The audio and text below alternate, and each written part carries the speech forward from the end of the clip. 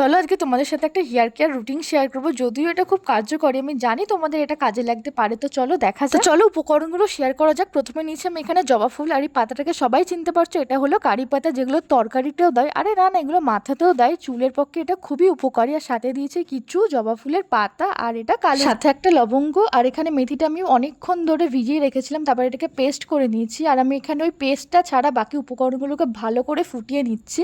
দেখো এটা কীরকম একটা কালার চলে এসেছে, কীরকম green green blue blue colour.